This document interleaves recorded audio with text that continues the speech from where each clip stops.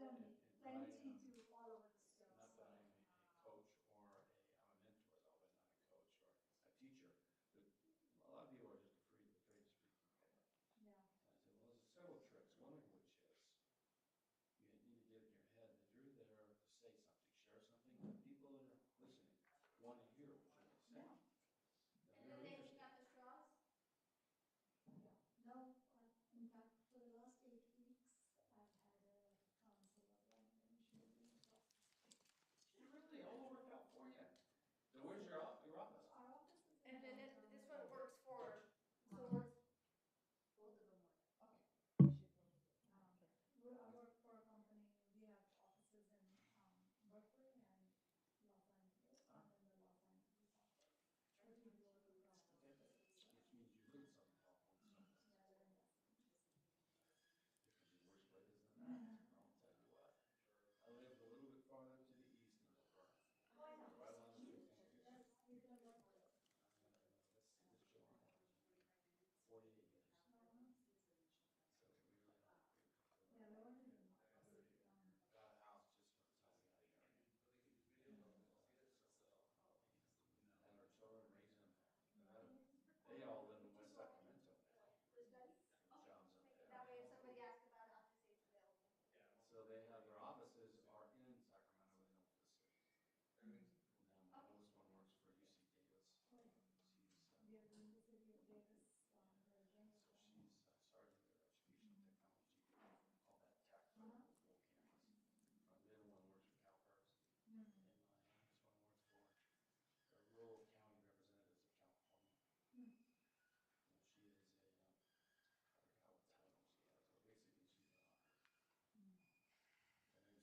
her name's Sarah. She didn't talk to anybody, anything. She's in the right job. Well, first of all, she's smart, so she just doesn't blow smoke at them. She works hard to know what the topic, and then she can deal with it thereafter. So she's very good at that. They like her. I can tell. That's good. So they all live on their own. Our two younger ones bought a house together, and my oldest one just came up there last September. And so she thinks she's going to be able to get a house because housing's cheaper up there. For sure. And some of what we're doing here, taking a picture of presentations. Well, there's a lot of this control of the economies. Yeah, well, the cost of construction. Because I've gone through housing process myself in other cities. Okay, So you create take these it to- opportunities. You're creating these opportunities. But the private sector has taken advantage of it. And some significant improvements too. I remember I was in Upland because we created an overlay right along Foothill Boulevard for all there was a lot of underutilized land to make it available for residential. And much of it has been listed. That's because it's going to take longer. Yeah. Good evening. I've coming up, it's so suspiciously quiet in here. You did a good job. You're our favorite regular at study sessions. Yeah, I do the study session, not the council. Yeah, with all the high density. My wife's like to have another engagement usually on Tuesdays, so. Oh, okay, so you're out of here by 7? No, I'll slide one, just like stick an hour in it. It's from 6 to 7, yeah, and the goal is to have our, the same one from planning commission? Oh, those two are coming forward? Yeah, because it's a large project, so we have to present to both. Straight up. And then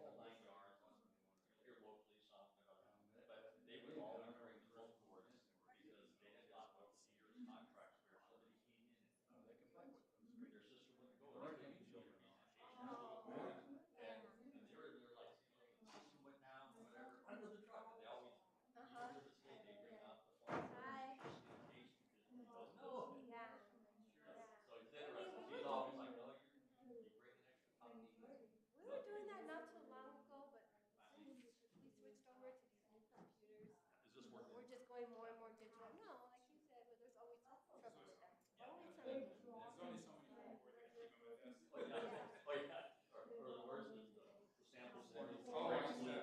Oh my gosh, that's so heavy. Yeah, I think, you know, as the pandemic just changed the way that we do things, but when we were doing presentations during the pandemic, we couldn't read. We would have just the digital material foam board and we'd have to explain it like, oh, brick, stone, veneer, and you'd see the pictures. And then I think they accepted it, so that's why we don't. Now it's more part of the packet, but we do still have it.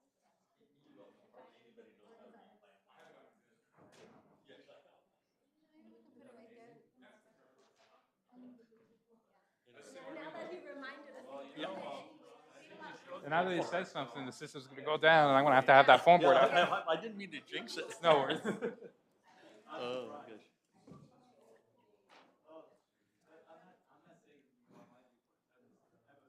All right, you're going to give a little speech? I was going to sing. Okay, I like that. National anthem? The national anthem? All right.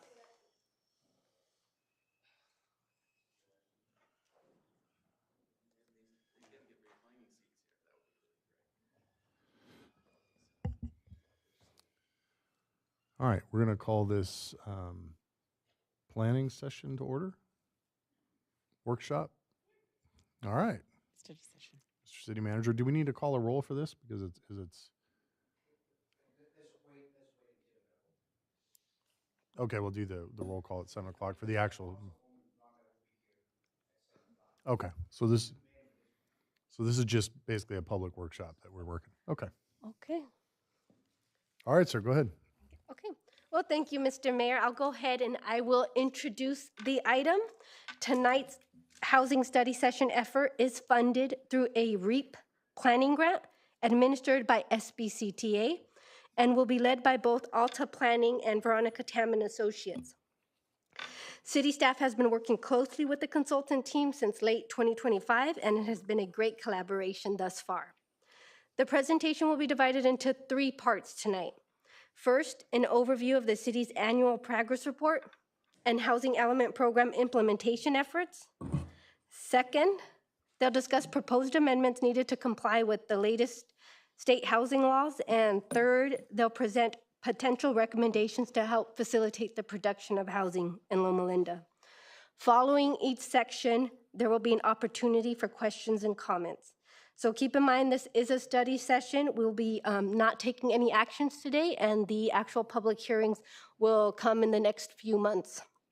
So with that, I'd like to invite the consultant team to the podium to begin their presentation. And Lynette, if you can get the PowerPoint on the screen. Thank you. Thank you, Lorena, and good evening, Mayor Dupper. Did I say that right? Yeah. Don't call me late for dinner. All right. And members of the council, I'm Simran Malhotra. I'm a principal with Ramey and Associates, recently acquired by Alta Planning and Design, and I'm pleased to be here today. So as Lorena just mentioned, we have a 3-part presentation. First, we'll give you an update on the progress that's been made on the 6th cycle housing element so far. Following that, we'll go over some of the zoning text amendments that we need to do to address some of the housing element programs. And then finally, the 3rd part, we'll present some of our analysis for constraints that have been identified for housing production in some of the zones in the zoning code. We also met with the Planning Commission about 3 or 4 weeks ago, and we received feedback from them, and I'll summarize their feedback as we go through the presentation of the zones in the zoning code. I'm sorry. Yeah, it sounded like there was somebody else said something.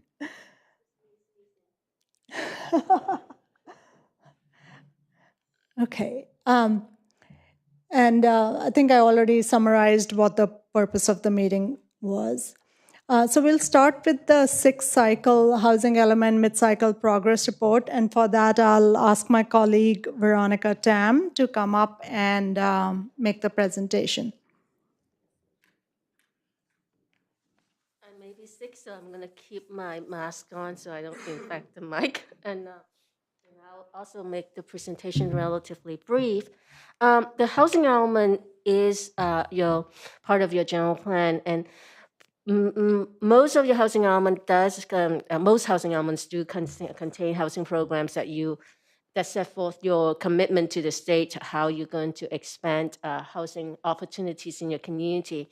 Particularly in your housing element that was certified back in May 2024, has 12 programs with implementation programs, actions that focus on 5 main areas: adequate sites for housing, removing governmental constraints, facilitating affordable housing, and also housing for special population. And last but not least is a new requirement, affirmatively furthering fair housing. The center point of the housing element is your obligation to meet the regional housing needs assessment arena. And you do have arena that's divided into 4 income categories. Overall, your total arena has about 42% of Excuse me, above moderate I income. apologize for interrupting. Yes. Can you define those? So if we say above moderate income. Sure. Is that for the city of Loma Linda? Is that for the region? Is that for the state? Okay. The regional housing needs allocation income distribution is based on metropolitan statistical area. In this case, it would be the county level. It's based on the median income in the county, not locally in the city. And so for extremely low and very low income, it means it's households making up to 50% of the county median income. Low income is up to 80%. Moderate income is up to 120%, and above moderate income is anybody who makes more than 120% of the county median income. And the median income is indexed by household size. So the median income would be about 9% higher based on an additional person. Okay, has there been any challenge to that? Because, San Bernardino County, in terms of land mass, is the biggest county in the whole country. And you compare us with Barstow or Blythe, it's a completely different environmental factor in terms of who's trying to move in and live here. And if we're held to the same standard as Blythe, I think that may be part of our problem. Yeah, I understand, but unfortunately, that is established by state law and also federal law. All your federal affordable housing programs are also indexed against area median income. And in fact, the area median income is surveyed by HUD for the federal programs and then adjusted by the state. So there is no as far as I understand, there hasn't not been a challenge. Of course, that's been brought up as an issue, but that hasn't been changed to local level. It doesn't. The whole point about using it about the median income in the county is that it encourages people from different parts of the county to have that mobility to move to other places as well. But that's the theory behind it. But there are certainly shortcomings, just like you mentioned. A lot of communities did voice concern. Just the same, like if you even in LA County, you can be is using the same median income, but you can be Beverly Hills versus Compton. So it has the same kind of impact, unfortunately. Unless somebody bring up legislative change, it's locked by county level. So this particular review is called a midterm review. The housing element is an 8-year cycle, so we're in a kind of like the midpoint where we're looking at most of the housing program, including yours, requires the city to kind of look back on halfway through the planning period, are you meeting the accomplishments that you set forth that you said you were going to do? And if not, is there any reason to pivot? What we have done is certainly look at the annual progress report that the city submits to the state every year, and then look at overall how far off you are in achieving your 8-year accomplishments. So the key accomplishments, like we said, some programs focus on adequate sites. Program 1.1, you have done what you said you were going to do, annex the Kaufman Point area, and you have also streamlined review for housing element sites. Those are the accomplishments that you have made. But under that program, you still have to deal with University Planning Area C, Special Planning Area C, and also to promote affordable housing. We do understand that the city is processing an application at the University Village area for 381 units. There are also programs within, actions within 1.1 that you would facilitate housing on religious sites, such as churches or other religious sites that state law allows housing to be built on that, and providing lot consolidation. So those are some of the things that you still have to do for the remainder of the planning period of the housing element. The next component is accessory dwelling units.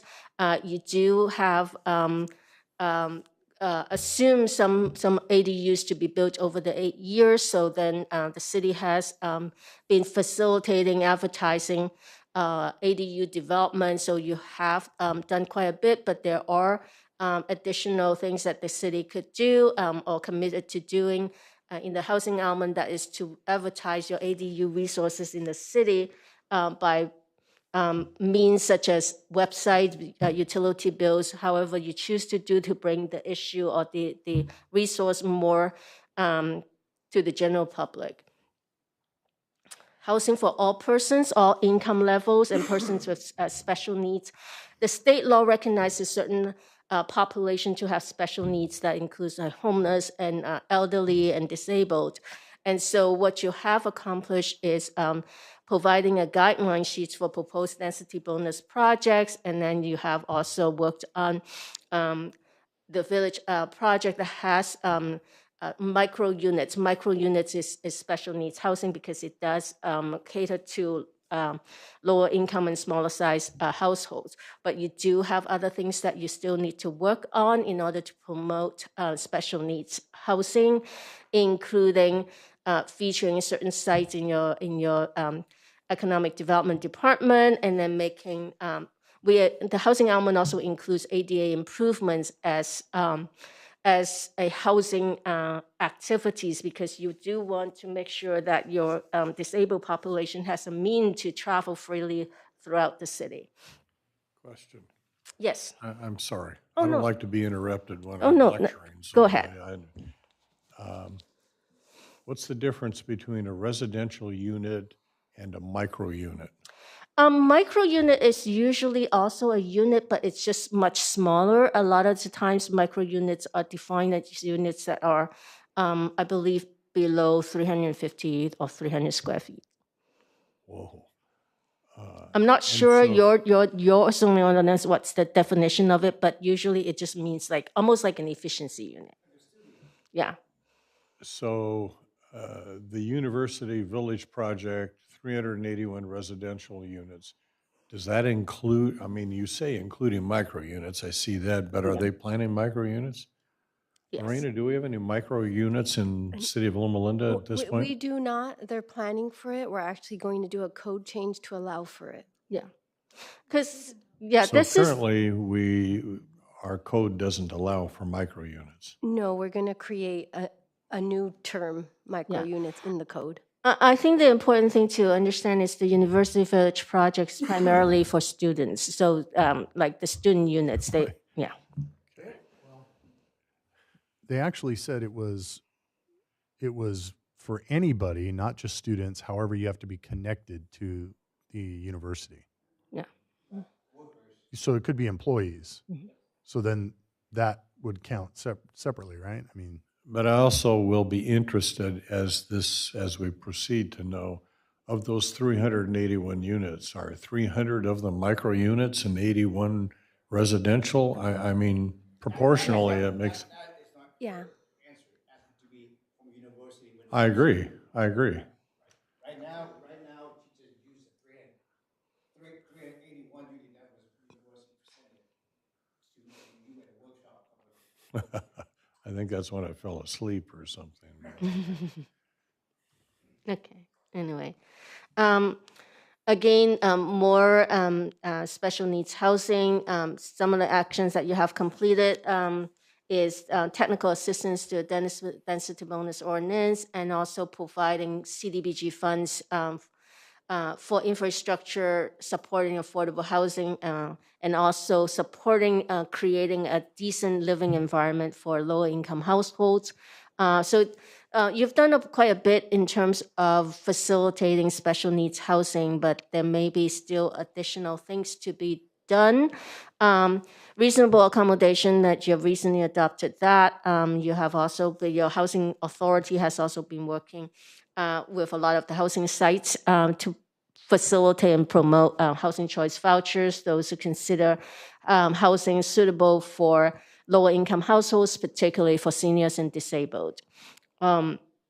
So there are some actions additional to, well, actually, I'm going to go back to that slide if I missed anything. So yeah, these are all the accomplishments that you've done for special needs housing and also housing choice voucher. But when it comes to the next category of housing programs, removal of governmental constraints, you did establish a small lot subdivision ordinance back in 2024, but you do have other additional work to do, which Simran will present a little later, specifically to comply with new state law on special needs housing, such as emergency shelters and transitional supportive housing, and then also to evaluate your residential zoning to make sure that they facilitate the development of higher density and affordable housing. Is that new? It's not new, it's Yeah, go back one slide. sure. So amendments to comply with state law, emergency shelters. I've been on the city council for 16 years. I've not heard about a requirement for emergency shelters. It's not a requirement that you build an emergency shelter, but it's a requirement in your zoning code to allow an emergency shelter to occur. That the first requirement happened in 2008 under SB2, and since then there's been a lot of changes to state law, and the most recent is AB 2339 that was effective on January 1st, 2023. And are we And currently compliant with that? So you're not currently. Part of the revision. Yeah, you're currently not complying with that, and so you have some existing provisions that are no longer consistent with state law, and there are new things such as low barrier navigation center. Those are new. So the zoning code revisions that Simran will cover talks about how the zoning code will be revised. And I do have one other question. Sure. What is it? I can wager a guess, but what is a group home? A group home is not, it's basically residential care facilities, residential use for a group, not necessarily just a narrowly defined group homes. It could be housing that's for elderly, disabled, or it could be people under drug rehab. So let me tell you one of the issues that we've had to deal with in Loma Linda, and I assume we'll continue to deal with. We are a university town, not entirely for sure, but that's what drives our culture and a lot of things around here. One of the issues we've had is people buying up single-family homes and then dividing them up and renting rooms to multiple students. And they have a 2-car garage, and we've had complaints. I haven't had them recently, I will say, but we've had complaints where everybody else has to park on the street, and it's created problems. Is that a group home if they? No. A group home is for certain populations, particularly for special needs. That type of housing you're talking about is board and care, and that's actually a commercial use, not a residential use. Okay, thank you. Okay. And next category would be like preserving and improving housing. Again, you're working on dealing with property owners to legalize their unpermitted units and also improving your streamlined process for ADUs. That's your accomplishment. And advertising for housing choice voucher, HCVs, and those are the things that you are in trying to improve the quality of housing and also to preserve the affordable housing. And preserve the affordability is also under that category as well. And the housing element in 2000, and that was due in the sixth cycle housing element update, added a new requirement affirmatively furthering fair housing.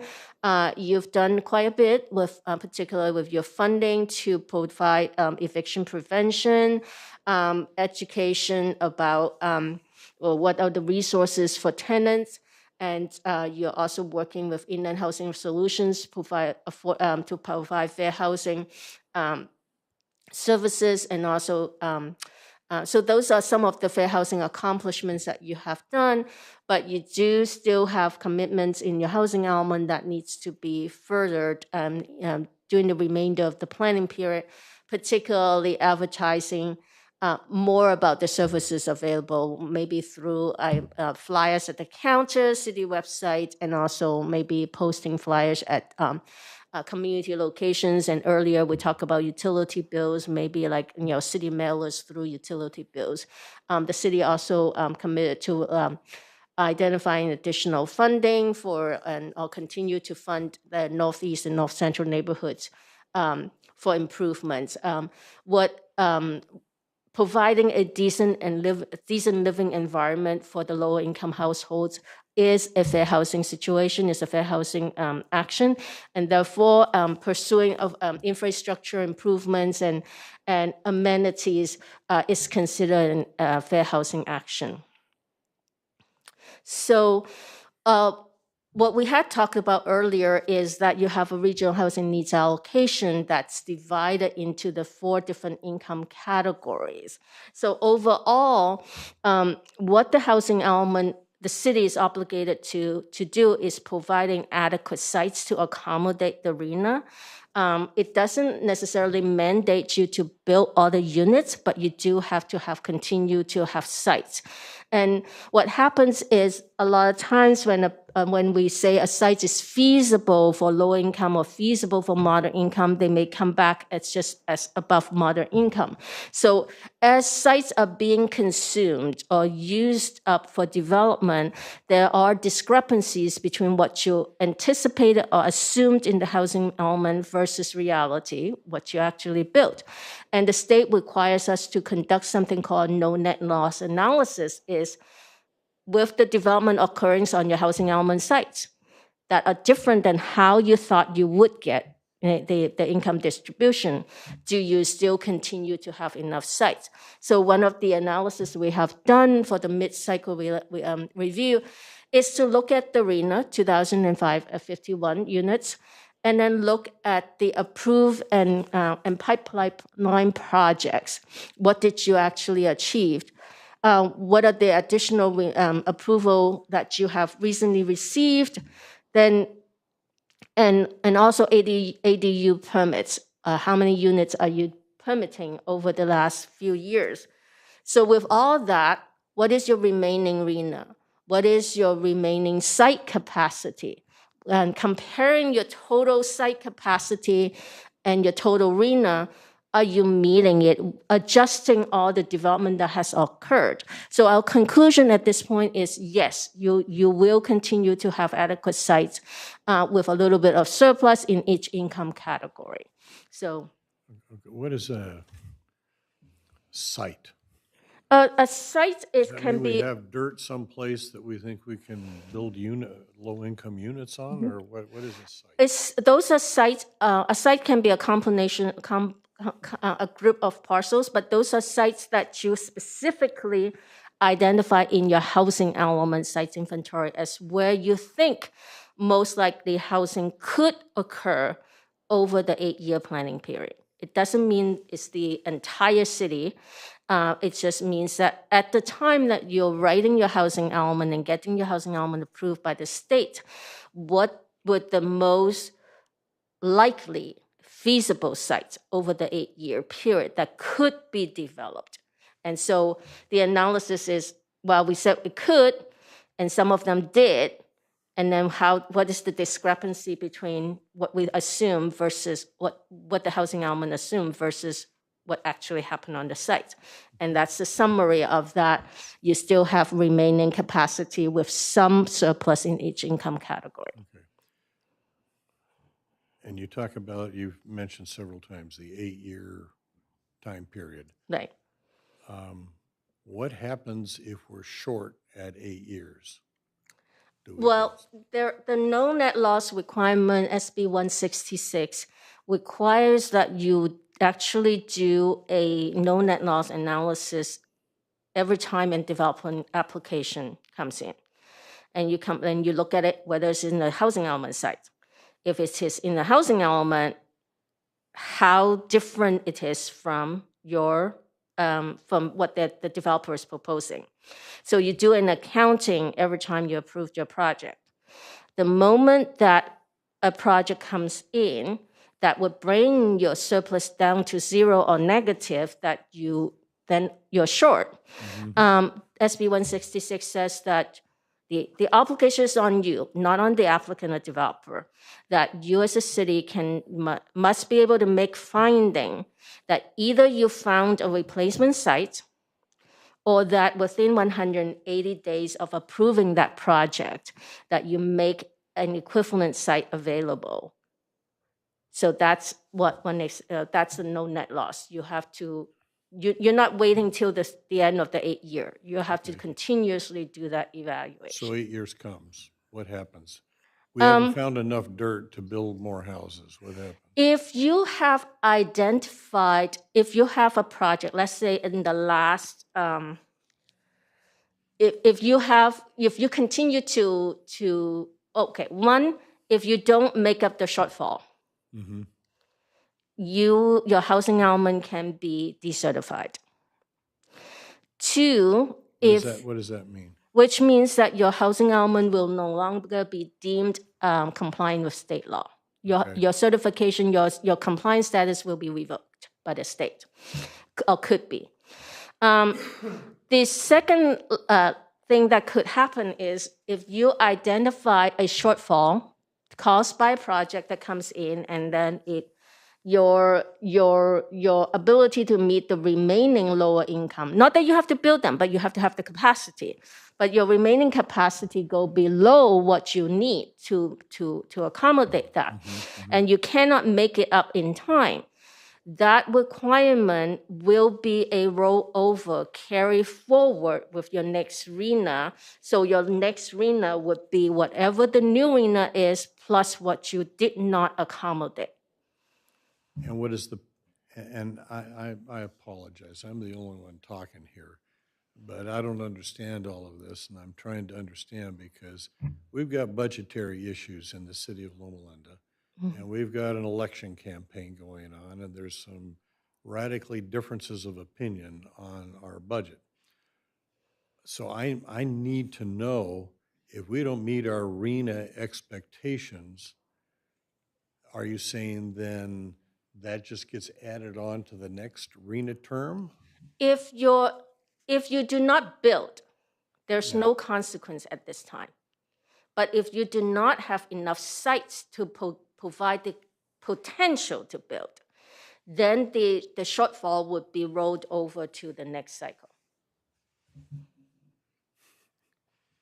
Okay, I understand what she said, but go ahead. We're not a builder. The city. I understand. So we have land. If the builder come in and want to propose a project, we have to say yes, they're the builder. Now, we want to make sure that we balance between the low, very low, and moderate. If somebody wants to build a lot of moderate income housing, we say, hey, sorry, you have to build some low and very low income. That's all. So.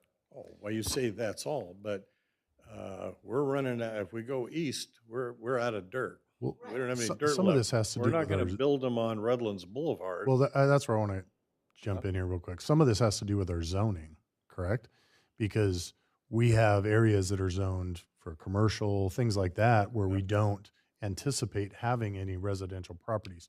So does that mean we have to relook at our housing element to reconsider zoning? At this point, no. You have enough surplus. Right. Yeah. We have surplus. So what you've projected out here looks pretty good for us in the future. But we do hear and see things on the news where there's cities that the state is now strongly wording stuff or going after or whatever they're doing. I guess I think where Ron's trying to go is what are the consequences? Okay. Well, you're probably looking at Fullerton, Huntington Beach, Costa Mesa, some of those cities. They are being sued by the state. And that's because they never actually provided the capacity to begin with. And so I think that's a different story. And so the state is being more. So because we're being proactive, we're making an attempt at least. You already have the site. Okay. Yeah. It's only when you do fall below that, as you used up your sites and you fall below that and you don't replenish the site's inventory, that's when you may have an issue. Thank you. That helps. Okay. Well, I think that's actually at the end of my presentation, and I'll take it back to. Can I ask a question? Sure. This is an Can you hear me? Are you guys able to hear me? Yes. Yes. Okay. So one of the questions is we have multiple years for a budget deficit. And if we are required, so what they're saying is, we have real challenges with our overall city budget, and funding things that we need to fund. If we are required to come up with low income housing, it's research backed that actually the lower income housing are associated with higher needs for even the type of service that the city is going to have to provide. So one of my concerns is if we are mandated to move forward with something like this and increasing this kind of lower income housing, we are putting strains on a city that's already getting behind the 8 ball. So how do they handle? And even as we have those sites, I'm already thinking, is it possible to change zoning that we go to more industry? Because as was pointed out, we are a huge university town. We don't have a lot of businesses, and the taxes from the housing, it's not supporting what we need to do. So we're kind of at a balancing point. And then if you guys come in here and tell us, yep, move forward, get these, lower income housing, it's not really looking good for our overall budget to do what you're advising us to do. And I get that. We don't want to be sued. We want to be compliant. But how do we balance the needs of the city financially with what the state regulations are requiring? If I can quickly just respond that, you are not required to build affordable housing. You're only required to make sites available that are feasible for affordable housing, which is measured by the state based on density alone. And so so you're not obligated to build the units. And nobody really builds affordable housing without a lot of subsidies from state or federal government or some other kind of program. So if that answers your question. Yes and no. It's concerning to me, like even to have the sites available, if something comes up and we need to change the zoning and begin strategically thinking, how do we increase business? What would happen to us if that happened and we begin reducing the number of sites available? State law requires that you maintain adequate sites for the arena, and I think it's just a matter of balancing land uses, density, and also appropriate uses that may be that you desire in the community. It's a land use issue, but it's also balancing density with land use types. I do want to note that Councilman Rhonda, I know she wasn't here when we adopted the housing element, and this council did adopt the housing element along with the site's inventory list, saying that we have the capacity to meet all of these housing needs. So at the present moment, we are not planning to make zone changes or change that site's inventory list, probably not to the next cycle. So we still have a few more years. But part of the housing element, we listed programs, and so now we need to implement those programs that we adopted a few years back, and this is what the consultants are assisting us with. Thank you.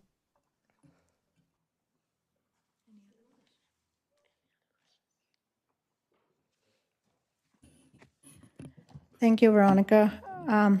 Let's move on to part 2. This set of changes are what Veronica mentioned earlier. These are the special needs housing, and these are zoning code amendments related to those types of housing. So the first, the two programs, one is adequate sites, and this map will show you actually, these are the sites that are in your current housing elements, the ones shown with a hatch. These are your housing element sites that were identified 4 years ago. We are creating a database which will be available online for staff, for the public, for any interested parties to see which sites are identified as housing sites, what the capacity on each site is, and if a site has already been developed, what's been developed on that site. So this is meeting that program. It's going to be an ArcGIS, an online interactive map. But if you could go back one slide, the slashed boxes indicate those are potential sites for low-income housing? These are all sites.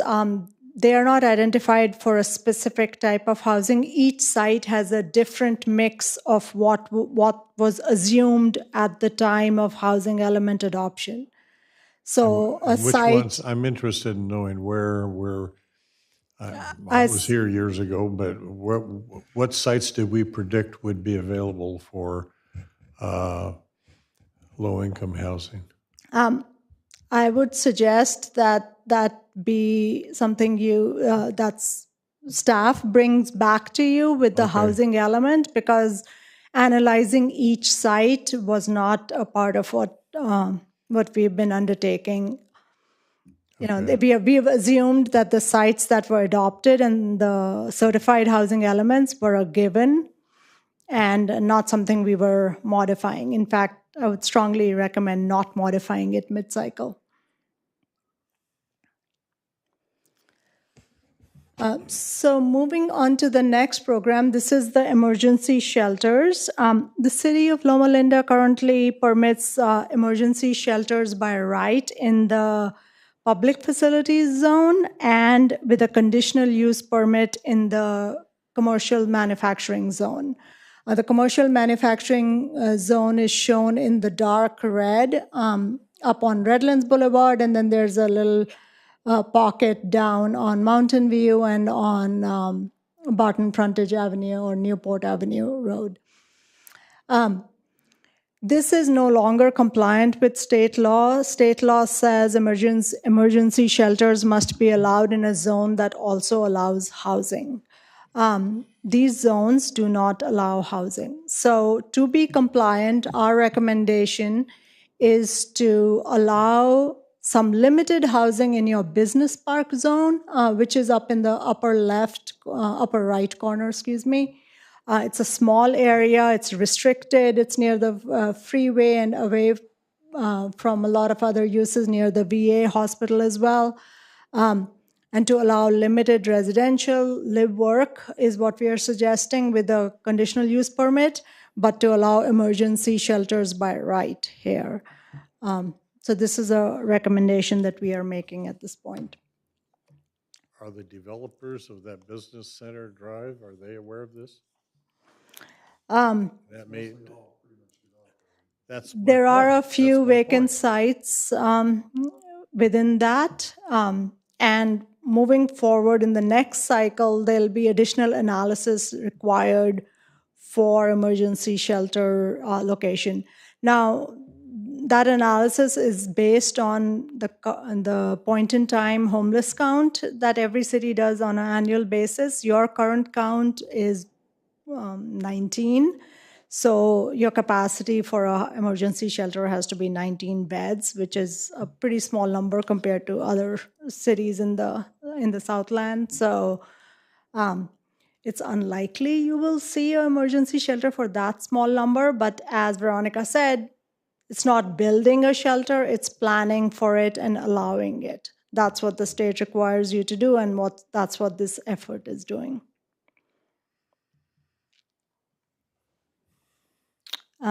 Any other questions on this, or should I move on? Okay. The next set of changes are related to low barrier navigation centers. A low barrier navigation center is a type of homeless shelter that's designed to be easy to enter and access services with minimal requirements that might otherwise keep people out. Per state law, these have to be allowed as a use by right in all zones that allow multifamily or mixed uses, and including non-residential uses that permit multifamily uses like your IHC. So let me be sure I understand. Existing communities where I live or other people live, we have to have a low barrier navigation center built into the neighborhood someplace? Again, the city is not building any of these, but you have to permit it in your zoning code per state law. Even if there's no room for them? So if Bob wanted to build one of those, we have to allow him to build it. That's right. Okay, but So there's no if it's a built out, If Bob builds one, I'm in good shape because he's my neighbor, so. Yeah. Okay, that helps. yes. Thank you. So you have to allow it, you don't have to build it. If someone comes in and says, I want to build one in this neighborhood, the city cannot say no. Okay. Similarly, transitional housing and supportive housing, both are different types of housing. Transitional housing is usually temporary housing for special needs populations, and supportive housing is permanent housing. And these also need to be permitted in various residential zones and treated as you would treat other residential uses. The next program is related to residential care facilities. Veronica mentioned group homes, which are a type of residential care facilities. We are clarifying how these are treated in your zoning code. The state law says these facilities for 6 or fewer persons have to be treated as if they were just a single-family home. So those are permitted in single-family neighborhoods. Besides that, it's again clarifying the use tables in your zoning code to allow these by right. Another change the state made is how family is defined. So your current code limits unrelated persons living together in a home or in a residential unit to 3. The state has removed that restriction, and it also removes any limitation of unrelated persons living together in a single dwelling unit. So that's a state requirement that the city is required to address. Okay. I'm glad I don't have Lorena's job, because I don't know how you keep track of all this stuff. And when the state begins defining what a family is, I think we've kind of gone over the top, but that's just an opinion. Yep. It's not your fault. This is not a criticism, just an observation. So there are 2 minor cleanup items. One is how density rounding occurs. So when you do a calculation for density for affordable housing projects, if there is one, all fractions round up to a full unit. So that's a minor change that's being made. And then there's a change related to parking requirements. And here, essentially, per a recently passed state law, the city cannot require minimum parking around within a half-mile radius of a major transit stop. There are three Green Line, Omnitrans, SBX Green Line stations in the city, which are shown in the dark dots on that map. And the half-mile radius is the lighter blue ring around them. And the city may not require minimum parking, although those parking is likely to be provided because of market demand. What is minimum parking? Minimum parking is when your code says if you're building a 5-unit development, you have to provide two parking spots per unit. A developer can say, I'm not providing any, and you can't make them. Thank you. I will pause for any questions or comments on this section before we move on to the next part. Okay, so the next portion is related to the evaluation of the development standards in R2 and R3 zones to facilitate the construction of housing, essentially at the densities that are allowed in those zones.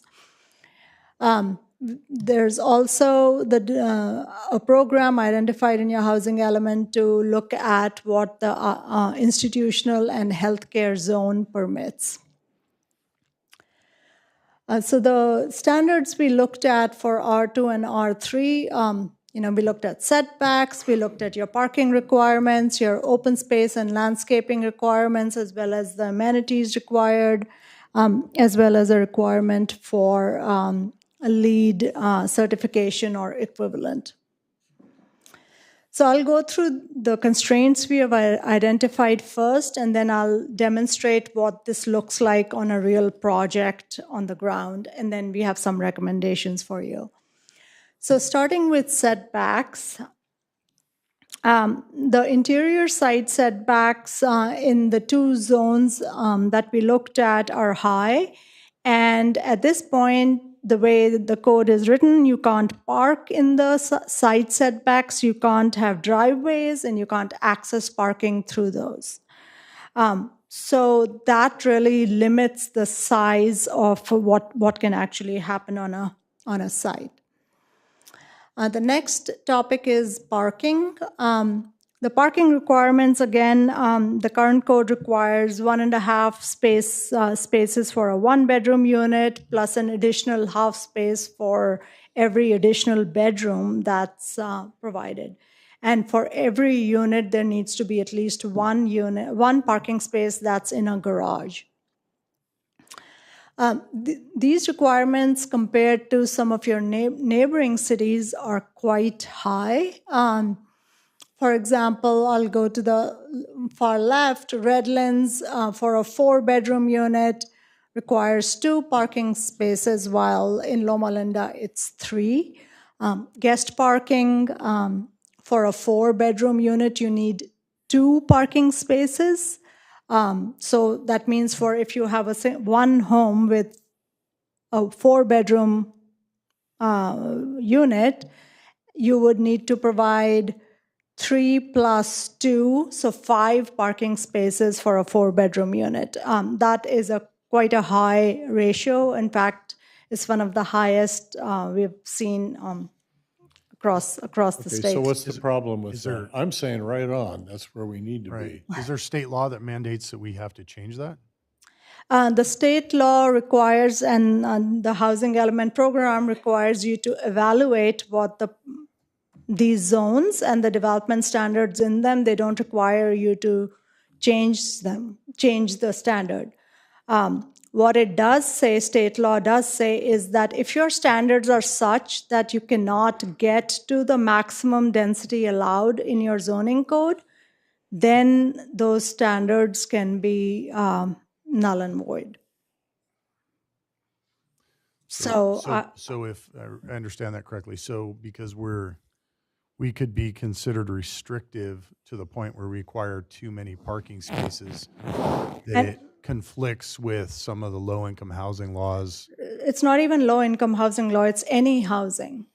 that the state would basically say you are not in compliant because the what state- you're doing is too restrictive. Yeah, the applicant can sue and say, your development standards are not letting me get to the maximum allowed by right on that site. And so I am looking to get an exemption from that. And, you know, the city would Who determines if they likely, get the exemption? The state, I assume? I'm sorry, say that again? Who determines whether they should get an exemption or not? Is the city part of that process? I'm sure the city would be involved. It's an analysis that's done to illustrate how all your development standards work together and how they may limit the production of the allowed housing that your own zoning code says you can build. So, and I'll demonstrate that in a second, because when you take all these standards as a composite, because you need to meet your parking requirements, open space, unit size, etc., it has impacts on what you can actually build. And if you can't build it, then either your zoning code needs to change in terms of what it allows, or some of these standards need to change. Similarly, there's quite high open space requirements per unit for multifamily, and this is related to square foot requirements per dwelling unit. So again, a comparison with some of your neighboring cities. Loma Linda says you have to have at least 1,200 right off the bat, and then based on size of unit, you need to have additional open space per unit. Some of it can be in a common open space, but not all. You can have some in balconies, for example, which is a good thing. Before you leave that, because I'm looking at it, but Sorry. My question is, I mean, I look at that, I am just fine with the standards we have, and let other people compare to us. And I know you don't represent the state, you're here as our consultant to help us, and I understand that. But I have no inclination to change the standards that we have. So what does that imply to you?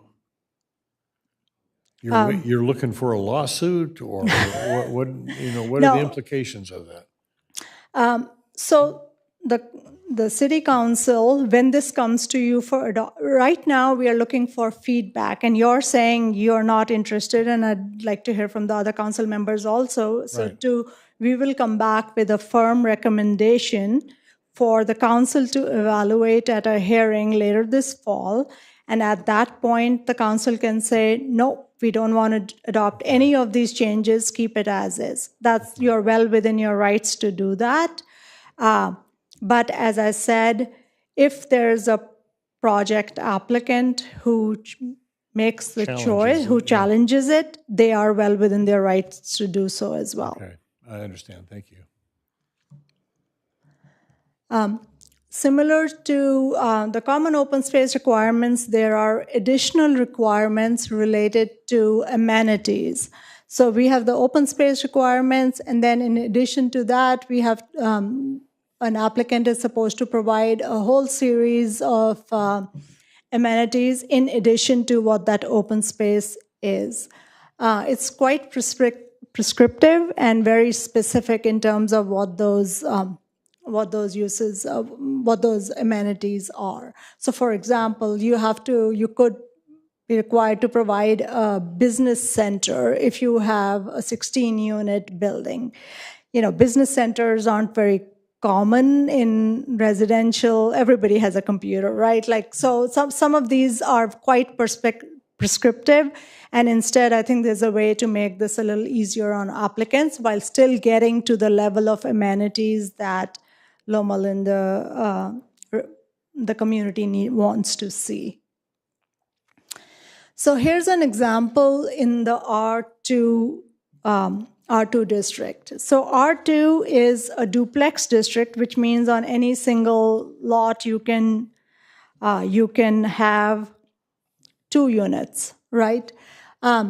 So based on what the current zoning is, it would require for 2 units, 2 two-bedroom units, you would require to have 5 parking spaces, 2,600 square feet of open space requirements, and none of these can be in your setbacks. When you look at the site and see what that might look like, you cannot build 2 units. You can only build 1 because there's not enough space on that lot to provide the parking that's required. Similarly, in R3, R3 is multifamily. It allows up to 13 units to the acre. The site we looked at is a median size of what's available. It's about 15,000 square feet. Based on the calculations that there's 5 units one could potentially build. We looked at a combination of 4 two-bedrooms and 1 one-bedroom unit. That means you also have minimum unit sizes in your code, so each unit has to be a certain size. So when you add all of that up, you would need at least 4,075, so about 4,000 square feet of building. You would need 13 parking spaces, 6 of which have to be in a garage. You would need 4,600 square feet of open space. And together, that's more than what you can put together on a site this size. You cannot meet the minimum unit size, you can't meet the parking requirements, you can't meet the open space requirement. Or so you either have to reduce the number of units, and this is going up to the full height limit of 3 stories. And that has other implications to your setbacks. So both these examples essentially illustrate the issue of all these standards together where you cannot get to the maximum that's allowed by your zoning code. So if there are any questions on either of these diagrams, happy to answer those before I move into our preliminary recommendations. Okay, keep going. So our recommendations are to simplify some of the calculations for the setbacks, simplify the interior side setback requirement, which means a lot which is mid-block on either side. The rear setback has these complicated step back requirements, and we think it's easier to simplify it, make it actually deeper, so your rear setback would go up. But allow for it to be a straight increase while simplifying the step back requirements, because that actually adds cost. We also would suggest modifying the limitations to allow for a driveway or a parking space or access through the side setbacks, because that's pretty typical where you would want to have a driveway which is not impactful to your neighbors. In terms of parking, we are suggesting allowing carports as an option to garages in multifamily, and to change the guest parking requirements from per bedroom to per unit. For open space requirements, we are suggesting reducing the open space minimum requirement across all unit types to allow the rear setbacks to be counted towards required open space, because that space is technically available as open space to the residents of the development, and to reduce the number and or the specificity in how these amenities are provided. And also allow for some of these amenities to locate within the required open space, which currently your code doesn't allow. So we think some of these constraints and are restrictive and lead to the issues that I described earlier. And with that, I'll pause for any questions on these topics before we move on to the next few items. I don't see any other questions here, Yeah, so I've you got one. yeah. We do have a scheduled council meeting. I too. understand. I see the crowds up there lining up out here now, so we need to hurry up and hustle. We only have a few more slides after this. Oh, I have one question Please. that I think is pretty straightforward, and I'm not being a smart aleck. I'm serious about this. My background is statistics. When I did my degree in statistics, we had to actually do a lot of calculations and carry pocket protectors and all that kind of stuff. I understand. They've got remarkable programs now that do a lot of those calculations for you. Not everybody that computes it understands what the results mean, but that's a different issue. My question is, you identified a lot of different requirements and variables. Yes.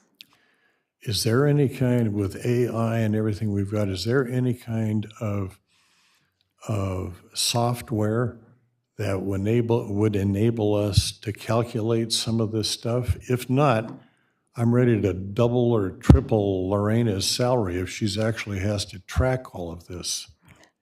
And I'm serious about that. Right now, as far as I know, AI is limited, but I think it can certainly help. I have a degree in architecture. I use my training to look at a site and see how a project would actually get built, to do some of the examples we did. We showed you. I think there may be other software out there. There are, I think, companies that offer that to each city, and I think that's something that can be explored, but I can't tell you off the top of my head. But you understand my point. That would make the workload more reasonable than if I have to be able to remember and track for every project that's submitted each of these criterion. That's a heck of a job.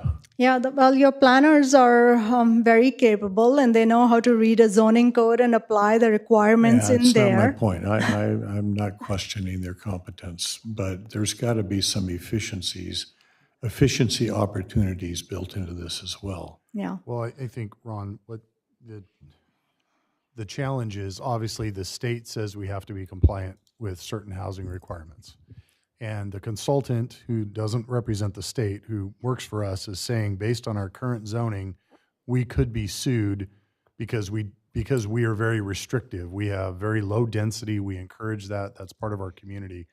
But the state says your restrictions are too we could be vulnerable to that kind of a And so determination, but it's not. my point would be that I would imagine developers with big pockets probably have lots of attorneys that do the research and the calculations for a lot of this stuff. I would think. Bob, you have that kind of software? Seeing the value in a development, and if they really want it and they see those dollar signs, they would then approach us and say, you're out of compliance and we're going to sue you over it and test that. And that's where we have to decide, are we going to hold firm in our values, or are we going to acquiesce to the state in that degree? But anyway, we got to finish this. Yeah, one thing to add to that, it's not that we are suggesting raising your density. That is not a recommendation. It is that you cannot get to the densities you do have because you have such restrictive development standards. So just a point of clarification. The last point on your design standards is there is a requirement that every new project reaches or demonstrates that it is equivalent to a platinum level certification. You don't have to get the LEED certification, but that you are equivalent to it. That's a net zero building. The Cal Green building code gets you to gold, to silver already. So this is 2 levels above what the state building codes, which are quite restrictive to begin with, require. It's 30 to 50% more than the baseline, a platinum certification that is, and it's also 10 to 15% more expensive. So we are suggesting that this recommendation be removed and default to what the building code requires for new development. My understanding is since this requirement went into place, there has not been a single building that has been able to meet this platinum level. Typically, platinum is reached for museums and university buildings. It's rare for residential, at least in my experience. I'm sure there's some, but for the most part. The final piece is related to the I8C zone. And currently, currently, the general plan, there's a little bit of a discrepancy in what the general plan says and what your zoning code says. The zoning code says you'll allow multifamily in I8C with a conditional use permit, but the general plan says it's housing limited to employee housing or student housing.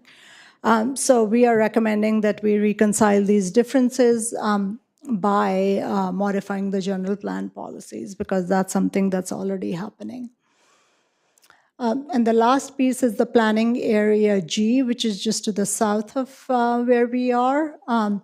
The general plan restricts the two parcels shown in the orange to senior housing only.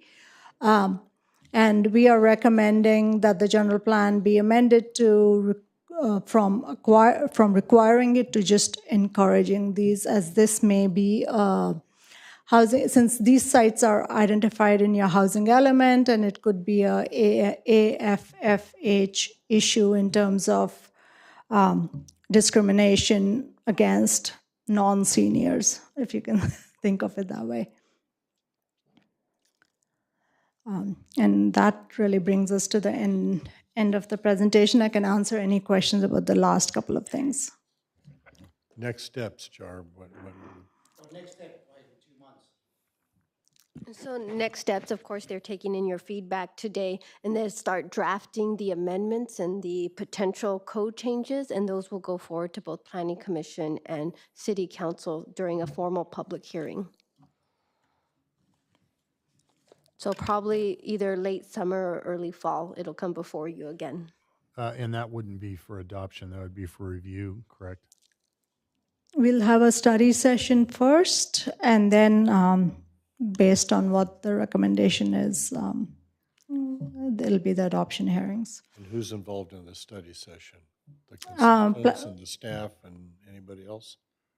It would be the consultants and staff. So this was the second study session that we've since had. Okay. All right, thank you. Thank you for your thought. Thank you very much for coming out. We appreciate you as a partner. And again, just for reference, so everybody understands, the consultant's job is to give us practical advice to try to be compliant with state law. But at the end of the day, we still have to make decisions as a governing body. All right.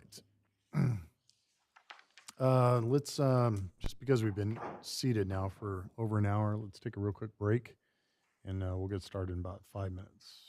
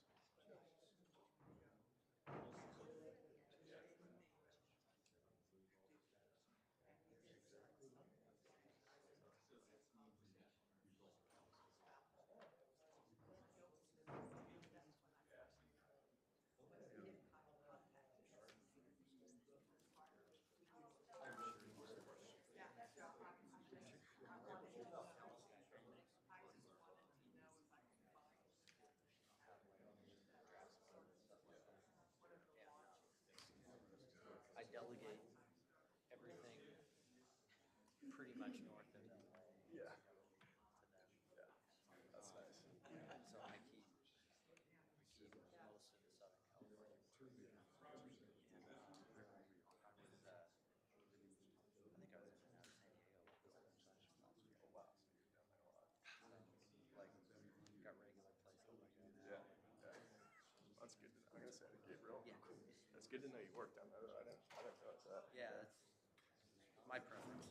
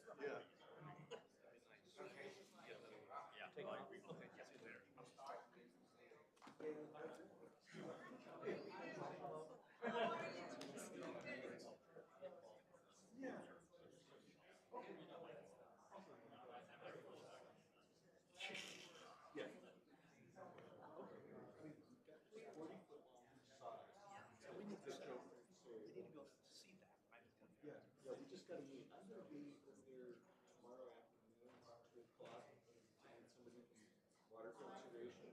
I can almost any day. I'm retired. Well, yeah. Yeah, I have scheduled much more tightly than I did when you go to work, whole day is work for me. Okay, I think we're going to try to get this meeting going. So if you would please take your seats.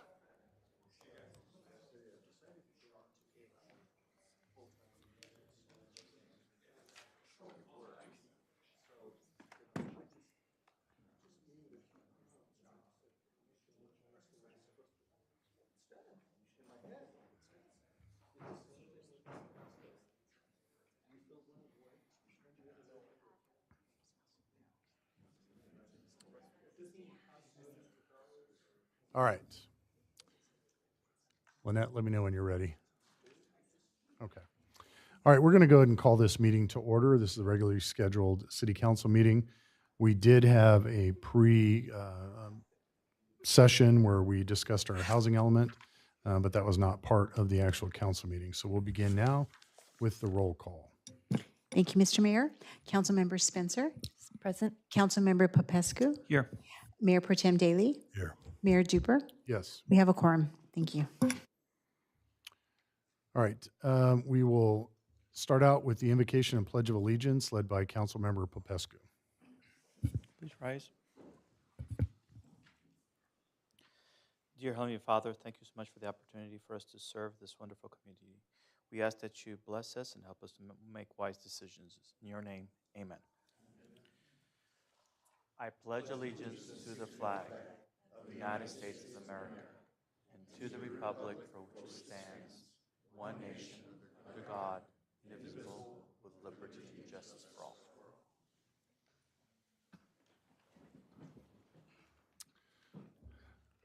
Mr. City Manager, are there any items to be added or deleted? Yes, sir. I would like to remove item 4D from tonight's agenda. Okay.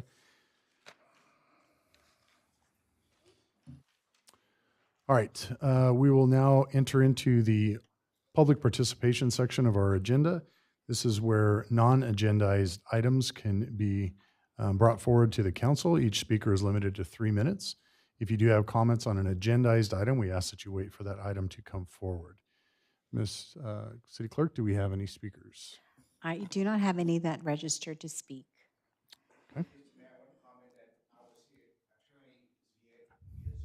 Okay, our city attorney is connected via Zoom.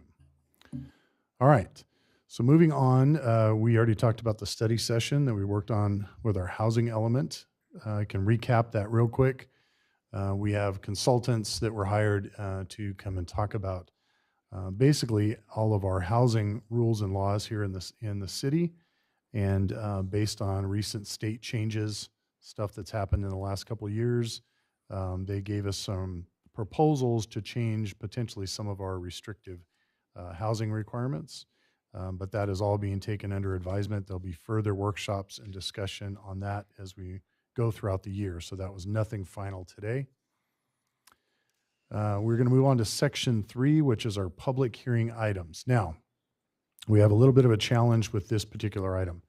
This item deals with a Loma Linda University project, and we have 3 city council members that are conflicted because of either personal involvement, relationships, job, whatever with the university. Unfortunately, one of our council members is not here at the meeting tonight. And so when we have this situation, according to our attorney, the folks that are conflicted have to draw straws. So then we can then pick one of those 3 to then participate with the other 2 that are not conflicted to make that decision. Because we don't have all 5 council members here, we can't draw straws according to the attorney and go forward with that process. So we're not going to be able to hear this item on the rehab hospital. We are going to open it. If there is anybody here that wants to make a public comment on it, we will open the public comment section, and then we will continue this item for 2 weeks to our next meeting on the 26th. Okay? So with that being said, I will open the public comment. Seeing nobody, Milford? No. Seeing nobody run down, we'll close the public comment for today, and we'll continue this item for 2 weeks. All right, that takes us to... So that means my 2 or 3 hours in reading all of this stuff is... Yeah, you didn't call and tell me that. Well, you get to read it again. Yeah, I guess so. Okay. All right, we'll move on to section 4, which is our consent calendar, minus the item that was pulled. I'll move it. Just a quick question on one of the items. Yes, sir. Go ahead. I noticed that some of it deals with paying for some equipment for the SCADA, which is the controlled data acquisition for our water system. I know that we got a grant from the federal government. But we have not received it yet, so this way we can spend our money first. So by doing so, when we do get the grant, how does We have that... more to come. I'm sorry? We have more projects that we need to do. But if the grant is for this particular item, it's just there's more to be expensed for Yes. this. I see. Okay, Yes. thank you. Yeah, I thought about that, yes. Okay. All right. Do we have And I'll second the motion, but I want to pull a couple of items. okay. 4E and 4F, it's the same issue. And then 4H,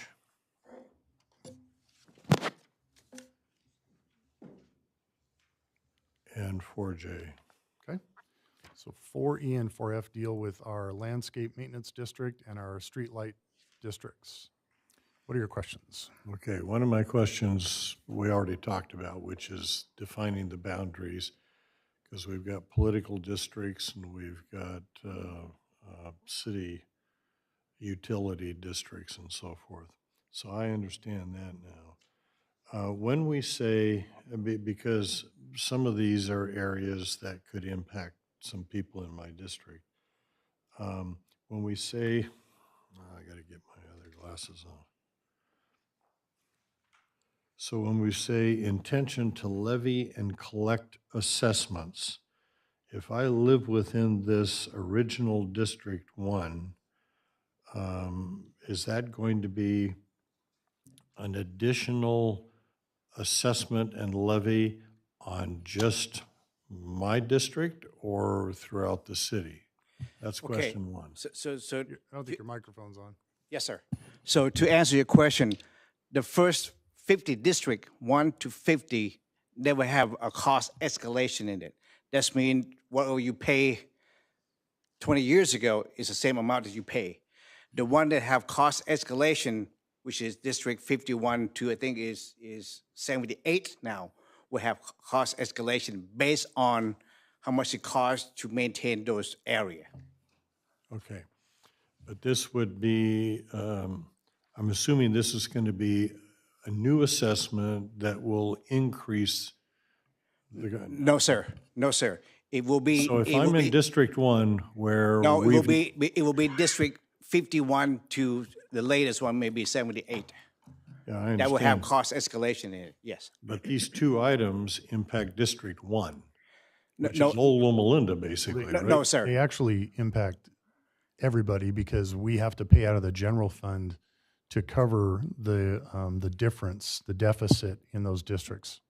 Because the people that live in those districts only pay a set fee that doesn't have any cost escalation. And when did we start doing the cost escalation stuff? I want to say that it's been within the last 10, 15 years. Well, so every new development that was added at a certain point, we started adding those escalators in there so we could recover the costs for all that landscape And maintenance. I understand all of that. But so But when prior we to say that, Street Light Benefit Assessment District Number 1, yeah, but and then you read beyond that, what does that mean? Am Okay. Okay, so you are right. So this whole thing Yeah, is District Number 1. I Okay? understand. But then within this is subdivided into, right now is 78 district. I understand that too. Yes. If I have an older home in Yes. District Number 1, Yes. what does this mean to me? Okay, what it means to you if you look in the report, okay? If you look in the report, Well, I see, but it discusses what what's. happened, hold on. Okay. It have every address of that Yeah. property here in town. So for example, you want to find out how much it's gonna cost me, you just go in there, look at your property, and then it will have the amount right Okay. next to it. And I see that. I've got Yes. the same thing. Yes. So when I'm on Star Street and it says $56.14, that is an additional charge to what I've been paying? No, so it's what you have been paying. that's the original What I charge. have been paying. Yes. And there will be no additional fee because I live in Old Loma Linda. Yes.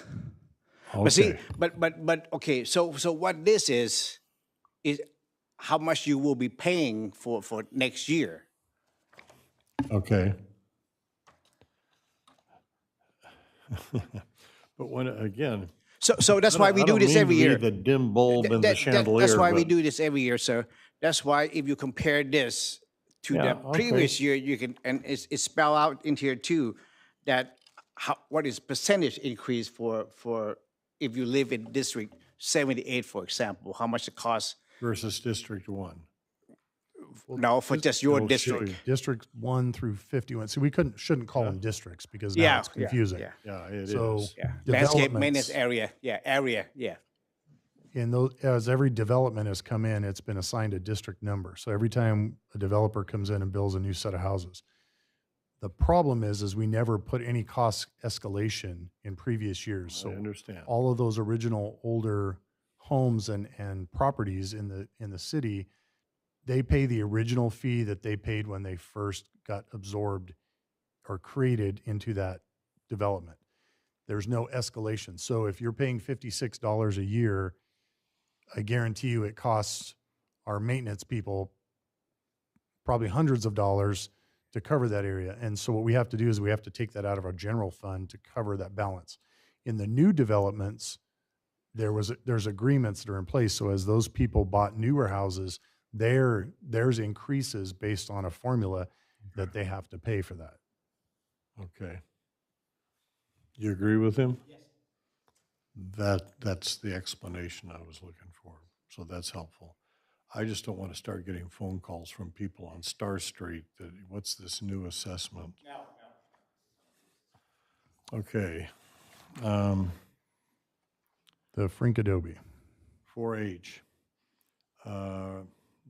This is Frank Adobe House. Approve the recommendation, approve the certificate of appropriateness for the rehabilitation. Okay, so go ahead. What does that mean?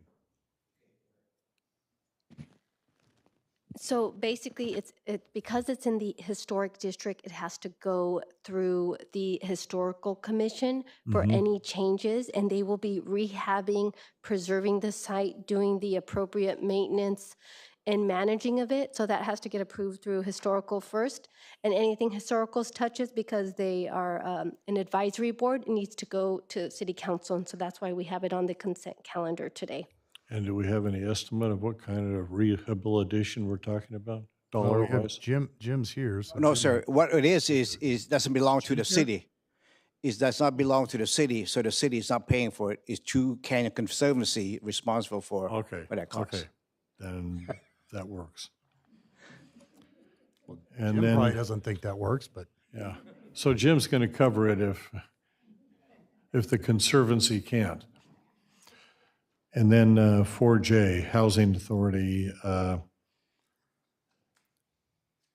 This is related to an agreement with a consulting services agreement with, I'm not seeing the name right now. TKE, Engineering. Yeah, they were the okay. folks that were just So, here. so every year, we have to prepare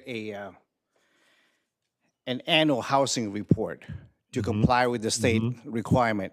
So we have been retaining TKE to help us with this from very beginning.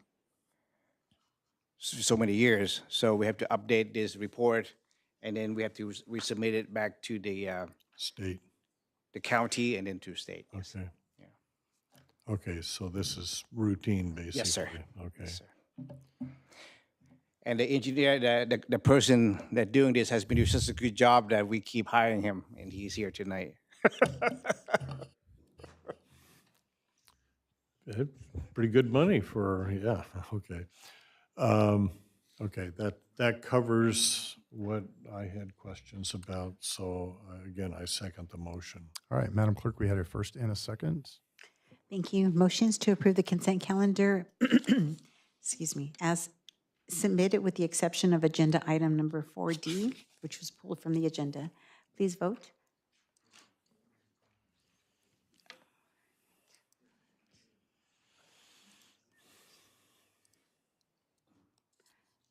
Motion carried.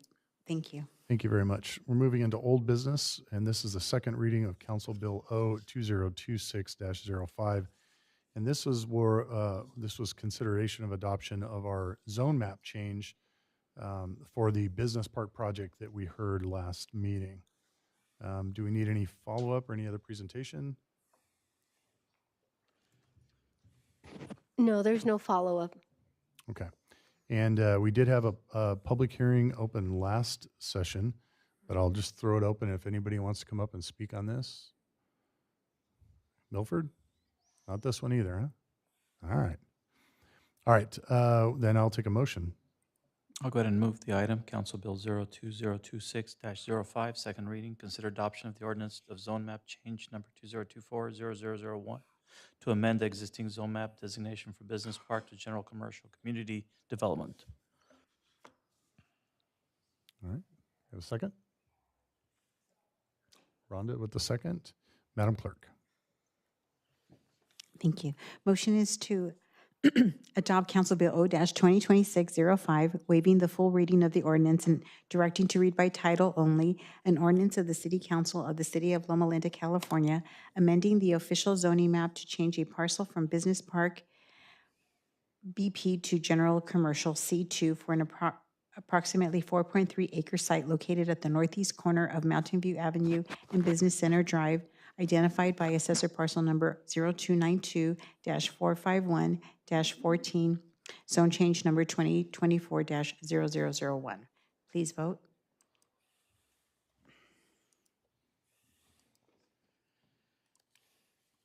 Motion carried. Thank you. Thank you very much. Moving on to Section 6, New Business. This is our Loma Linda Housing Authority bill. Lorena, or is this yours? Okay. Mr. City Manager. Okay, thank you, Mr. Mayor. Okay, a little history. Back in March 11 of 2008, at that time, the city used to have Redevelopment Agency, RDA, where the city worked with the company called Mary Erickson Community Housing to purchase a 24-unit apartment at 25421 Cole Street here in Loma Linda. And we did that so that we meet the low-income housing requirement. And it has been many years, and now the house, that apartment unit needs some repair. So they came to us and say, hey, the city, does the housing authority has any funding that can help us with the repair? And the answer is yes, we do. We have about $1.9 million balance in this housing, of which we're supposed to only keep $1 million, lower than $1 million. If we exceed that, we're supposed to give it to somebody else that can spend the money. We have to do that within 3 years when we exceed $1 million. So what we plan to do is we're going to do an amendment to the existing agreement that when we help purchase the apartment it's really a loan, but if they meet the housing requirement, they don't pay us back for so many years. But if they not meet that housing requirement, they have to pay us back, okay? So the answer is yes, we can lend you $1.5 million for you to repair the apartment and extend the loan for additional 7 years for you to either meet the requirement and so. Is there an interest rate on this loan? No, sir. Am I explaining that right? Close enough? Close. Yeah. So again, we again, and this is to meet our low-income housing requirement, and like you asked question earlier, we are running out of land to build, and so what we plan to do is to be able to keep existing a low-income housing unit in the city so we can meet the RHNA numbers. So I'll move it.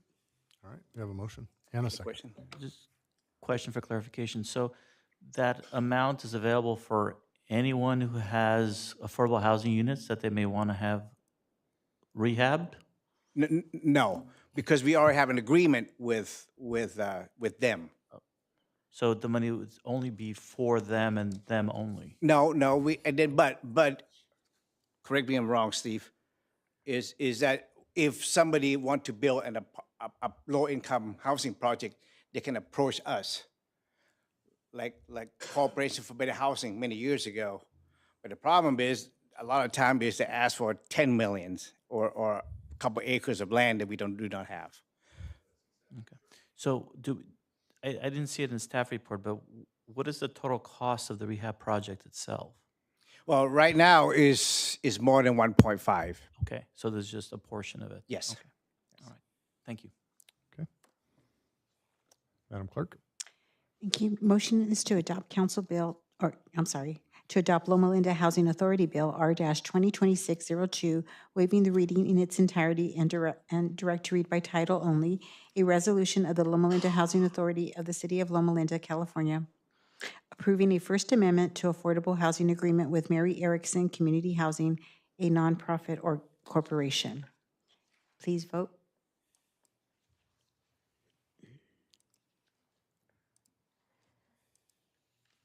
Motion carried. Thank you.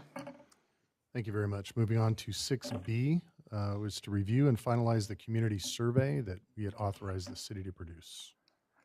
Okay, thank you, Mr. Mayor. So, little history. Back in April 14 of this year, the City Council awarded a contract to POLCO, a National Research Center, to help us prepare and do the community survey. Okay, so I have been working with the consultant, and they gave us the, if with the agenda, the standard survey that they created, and have been done this questionnaire for many community throughout the nation.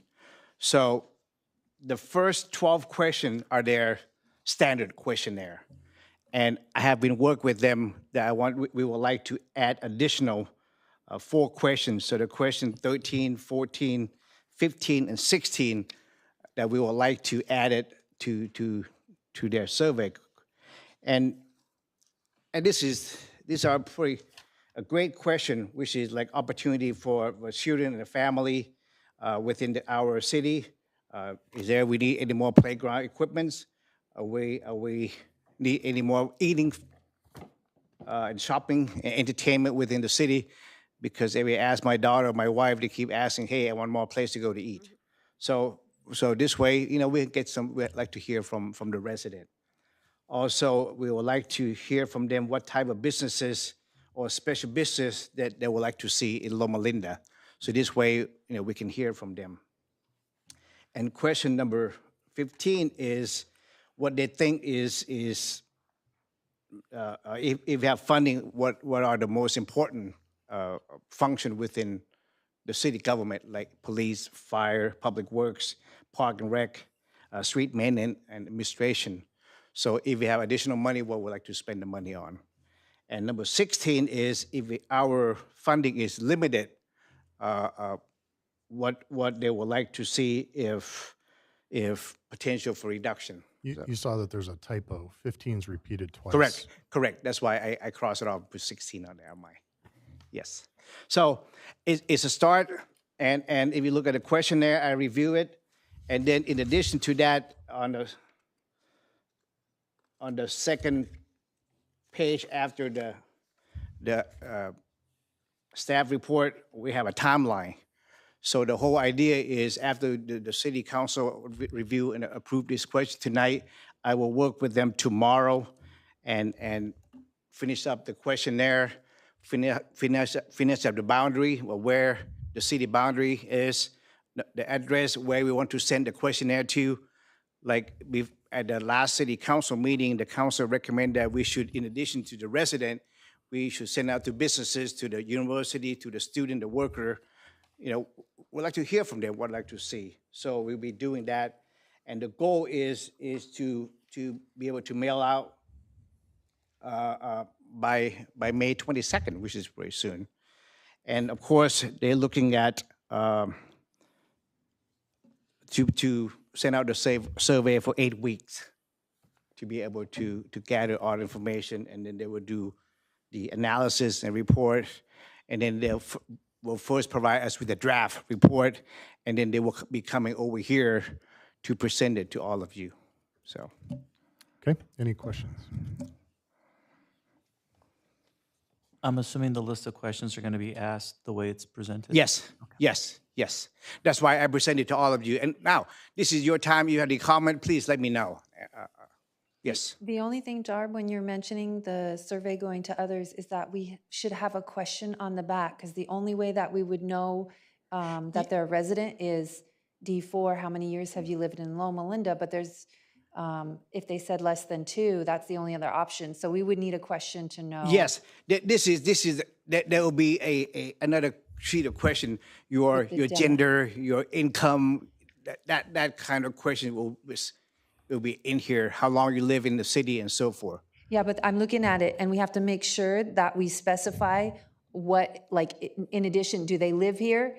Do they Yes. work here? Do Yes. they both live and work here? Yes. Or are they students? Yes. I did talk to consultant about it, yes. Yes. Do we have anybody from Polko here? No, sir. They have conflict, so they can't be here tonight. All right. Okay. And it sounds good because there's only 16 questions and we've added a few. We're adding a few that are good questions. But the 16 questions take 5 pages. And having done various surveys for different reasons and then trying to analyze the data,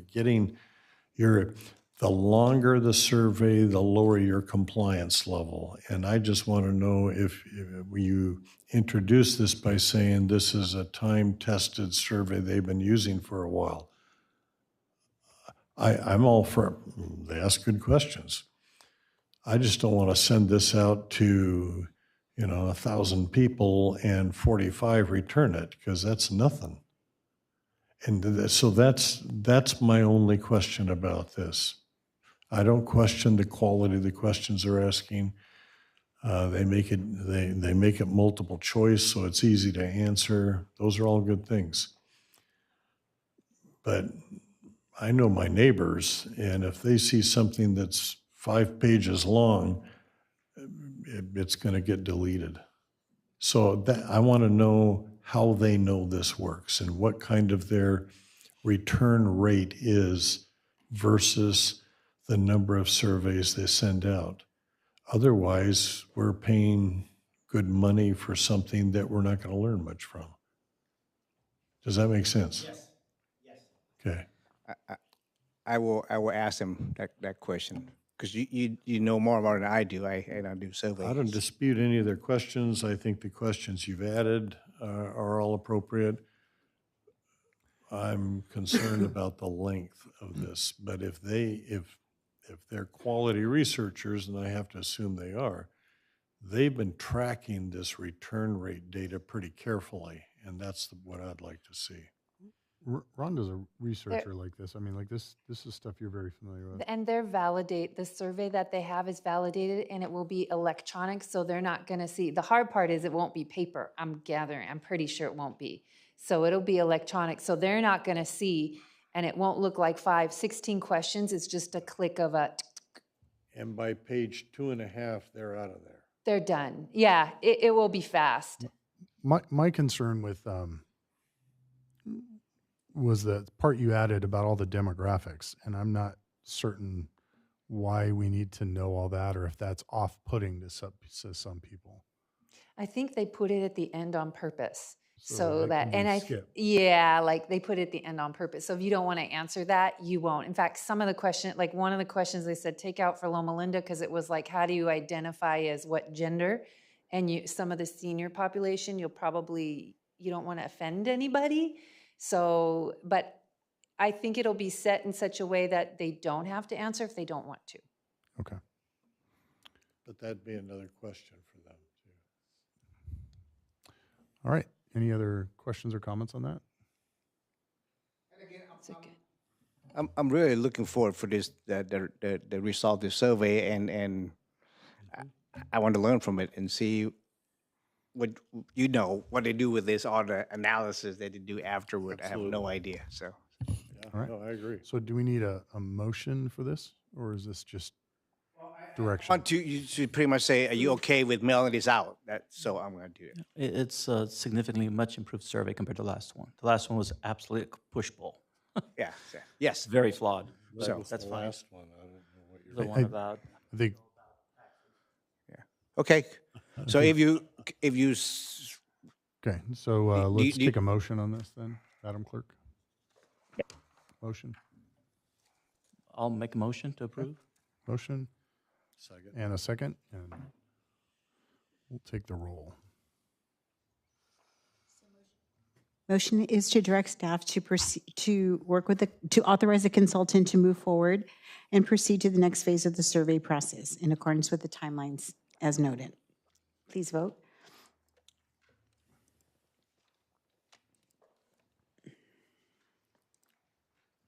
Motion carried. Thank you. All right, on to reports of council members. Just general comment, I attended the SCAG annual conference, and even though the presentations weren't that exciting, I learned more from just talking to the folks that were in attendance besides other council members. And a couple of items that kind of stood out was I talked to the folks from Edison, and there's always ways for us to look at how efficient our city's running as far as running electricity, and they have a consultant that comes in for free.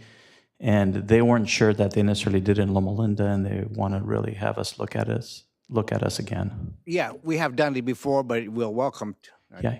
come in. He wanted to know Is it what Mark we do to Cloud? comply. I'm sorry? Is it Mark Cloud, the one that you talked to? No, he wasn't there. It was a separate company that works with Edison. Okay. And he explained to me part of the reason is it helps them for everybody to be more efficient, not only because obviously we save money, but it's a lot of wear and tear on their equipment. So the more efficient we are, the better. Obviously, cities spend a lot of money on electricity. So if there's ways for us to save money on electricity, they really want to help us with that. So it's a win-win. Talked to some folks from SBCTA. Not to get sidetracked, but lately I've been walking the streets and I'm getting a lot of feedback about roads and improvements. And there's definitely a lot of money out there for infrastructure improvements. And I think we need to talk to SBCTA because there's multiple grants that we should talk to besides just going straight to the feds. So I really think we should pursue that a little bit more aggressively. There's a lot of funding out there. So, and then the other thing that was interesting was there's still a lot of movement in alternative fuels. There's definitely a shortage for hydrogen. I still think we need to pursue the opportunity to look into finding ways to network and maybe partner up with other companies to see if we can sell some of that fuel here in Loma Linda. Like I've stated before, I know the Riverside did it. They raised so much money from just setting up a fuel station, they were able to buy a $2 million building. So there's definitely opportunities to take advantage of the alternative fuel source.